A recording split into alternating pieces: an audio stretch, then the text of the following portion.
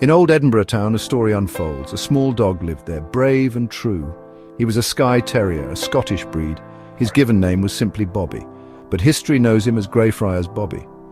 This tale comes from a time long past, the 19th century, a different world. His loyalty shines brightly even now, a beacon of devotion for us all. Bobby had a coat of shaggy fur. It was a dusky greyish earthy colour. His eyes were bright and full of keen understanding. He was a loyal wee creature, small in size, but his spirit and loving heart were immense. He watched the bustling world with careful attention. A common dog, one might think at first glance, yet he was destined for uncommon fame. Soon all of Edinburgh would know his name. Edinburgh in those days was a city of contrasts. Cobblestone streets echoed with many footsteps. Tall, imposing stone buildings reached for the sky. Horse-drawn carts clattered noisily along the way. Life then was often hard for many people. The Scottish winters could be bitterly cold, yet even in hardship, kindness could be found, a warmth that could extend to a little dog searching for a friendly face. Bobby, in his early days, likely knew these streets well. Perhaps he wandered, seeking a little warmth. He looked for a kind hand, a gentle word. The precise details of his first years are a mystery, but his true destiny was patiently waiting for him. A profound friendship was about to bloom brightly, a friendship that would define his entire life and inspire countless people across generations. His story was just beginning to take shape. A working man named John Gray lived in the city. He served as a night watchman, a guardian of the dark. Some accounts say he was a city policeman. He walked the shadowy streets through the long night. His duty was to keep the slumbering cities safe. It was often a solitary and lonely vigil. He surely needed a good, faithful companion by his side, and he found that very companion in little Bobby, a small dog with an enormous capacity for love. John Gray showed great kindness to the little Skye Terrier, and Bobby in return loved him with all his heart. They became the very best and truest of friends, a man and his devoted, ever-present canine shadow. They were always seen out and about together, a familiar and comforting sight on Edinburgh's streets. The bond between them was remarkably strong and clear, a simple, pure affection, unspoken yet deeply felt. It was a partnership of mutual trust and warmth. Every single day they operated as an inseparable team. When John patrolled, little Bobby trotted faithfully behind through gusting wind, driving rain, or the deep dark of night. They often shared their simple, humble meals together. Perhaps it was just a spare crust of bread or a moment of shared warmth beside a glowing fire. Bobby's rightful place was always right there by John's side.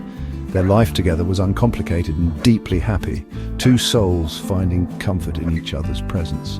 This was so much more than just an owner and his pet. It was a testament to true, unshakable companionship. A deep and abiding loyalty grew strong between them. Bobby trusted his human friend John completely and utterly, and John, in turn, cherished his wee, shaggy friend. They seemed to understand each other perfectly well, without ever needing the use of many spoken words. Their quiet connection was a remarkable thing to witness, a silent language of love and steadfast friendship. Then, with great sadness, John Gray became seriously ill. Tuberculosis, the White Plague, was terribly common then. It was a harsh, unforgiving and cruel wasting disease. John grew progressively weaker with each passing day. Little Bobby, ever loyal, stayed constantly close to him. He must have sensed that his dear friend was suffering. Then one day, John Gray quietly passed away from this life. A moment of profound and heartbreaking sadness for little Bobby. His world, as he knew it, had suddenly changed forever. John Gray was laid to his final rest. His burial took place in historic Greyfriars kirkyard. It is a very old cemetery, right in the city's heart. A quiet, rather solemn and peaceful resting place. Friends and colleagues gathered to lay him in the earth.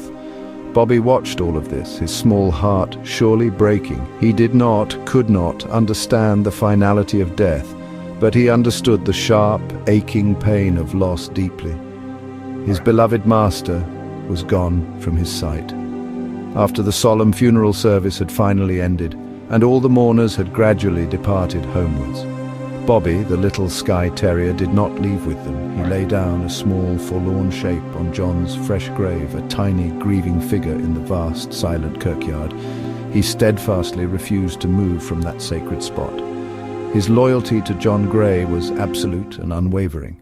He would wait there patiently for his dear friend to return. He would keep his vigil, no matter what. for 14 incredibly long and often harsh years. Bobby, the faithful dog, kept his devoted watch. Through bright, warm sunshine and relentless pouring rain, through the biting easterly winds and heavy falls of snow, the Scottish weather, as we know, can be truly tough. But Bobby's resilient spirit was undoubtedly tougher still. He never ever abandoned his self-appointed post. His unwavering devotion was a truly amazing sight, a testament to a love that transcended even death. The good people of Edinburgh soon began to notice. They saw the little dog, always present at the grave. The kirkyard's groundskeeper, James Brown, certainly saw him. At first he understandably tried to send Bobby away, but Bobby, resolute in his grief, always returned. Soon his poignant story spread throughout the city. The kind-hearted folk of Edinburgh wanted to help him. They started to bring him scraps of food and fresh water. Their compassion began to embrace the grieving dog. However, a new law then caused a significant problem. All dogs residing in the city needed a license. Unlicensed dogs were considered a potential stray issue. Bobby, of course, had no official owner now. Who then would be responsible for paying his license fee? His future, for a time, seemed rather uncertain. Would this famously loyal dog be taken away from his vigil?